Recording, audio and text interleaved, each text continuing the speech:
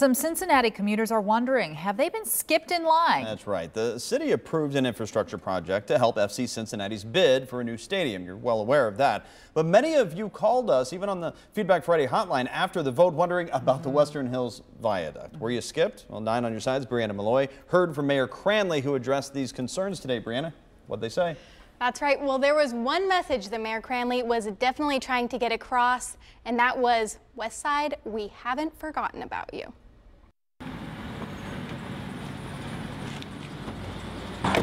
Lori Brickner drives to work every day on the Western Hills Viaduct. We're heading onto the lower deck, a ton of orange barrels, and it just does not look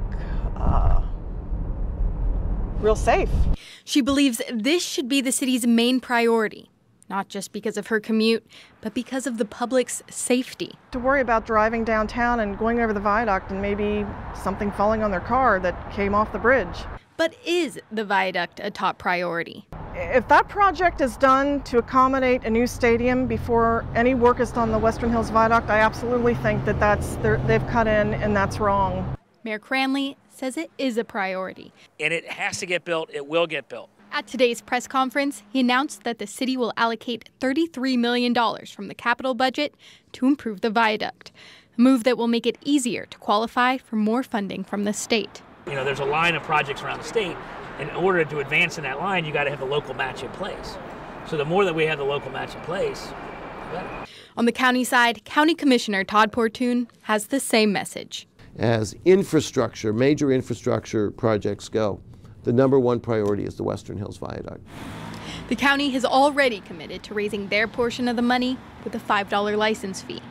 But it could take years before lawmakers are able to secure the full $330 million needed for repairs. There's not a single stone that we don't turn over looking for money that we can bring to bear on the project.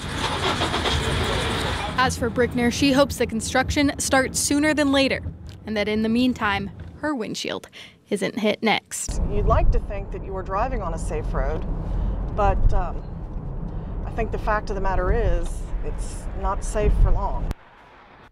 And Mayor Cranley said that the $33 million to fund the viaduct will come from the capital budget. He said this won't raise taxes, and the council will vote on funding options in January. You can learn more about the processes behind Cincinnati's infrastructure projects at WCPO.com.